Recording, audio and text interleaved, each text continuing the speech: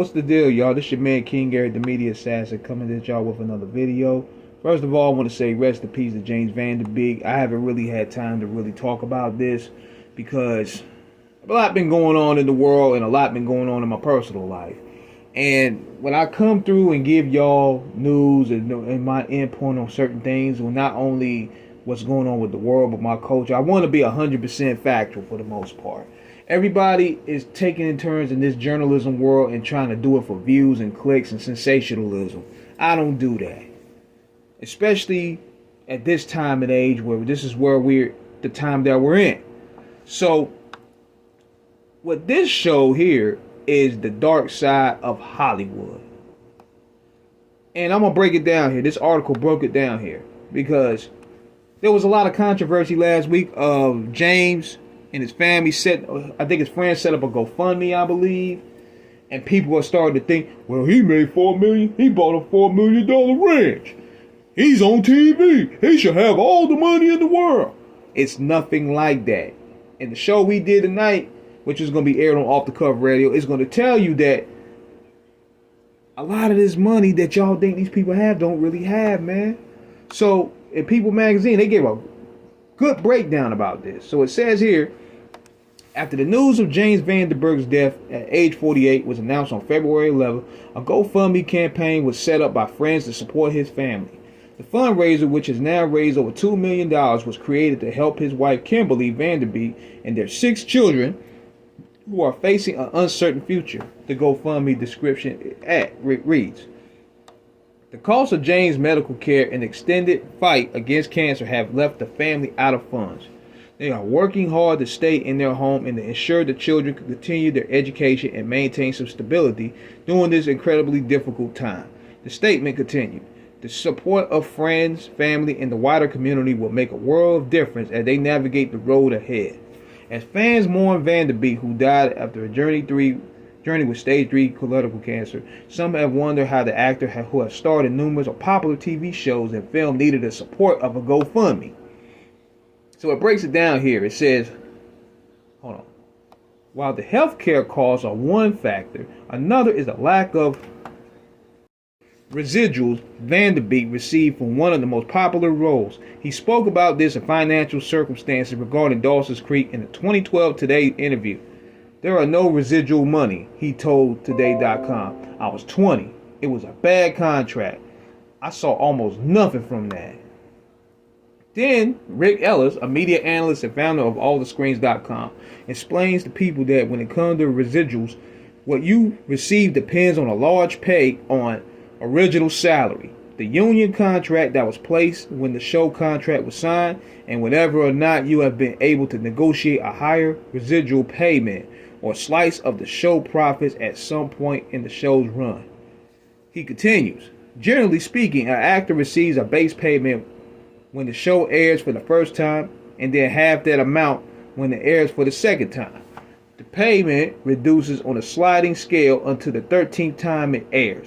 And after that, the payment is around 5% of the original amount in puberty.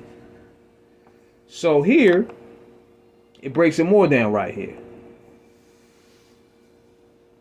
Publicist Tracy Lamore explains that residuals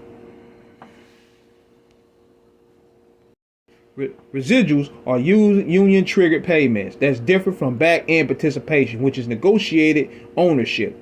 Getting residuals and having ownership are two completely different things. If a celebrity did not negotiate the back end, he will not share in the long-term upside. An industry source with a background in television business affairs say it's exceedingly rare for actors to get back-end percentage points on the show. So he likely had no piece of the profit participation and only gets paid his episode fee for the show. Even with a big hit, most TV stars just get the bigger episode fee when negotiating their contract. It's a writer's minimum. So the show's creators and producers get most of the back end traditionally. This probably explains why Martin, he makes most of the money, why Seinfeld makes most of the money. But going on. If you are young and on a smaller network and didn't have a lot of leverage, the contract reflected on that. WB was mostly a broadcast network. But from a financial standpoint, it operated very differently from ABC, CBS, Fox, or NBC. When you're talking about a network's budget, scale, and syndication reach, all of that makes a difference.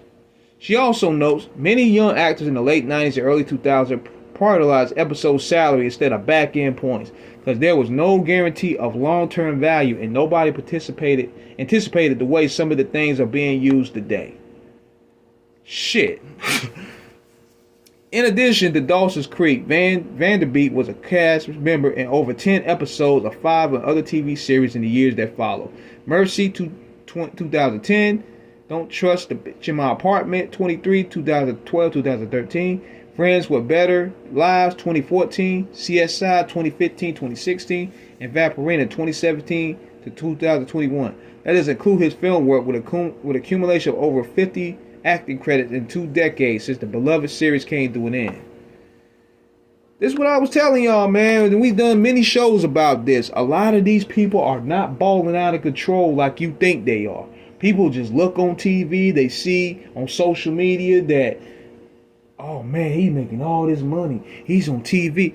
When you get the breakdown of all this shit, nobody's really making money, man. And Vanderbeek was no Tom Cruise or Leo DiCaprio.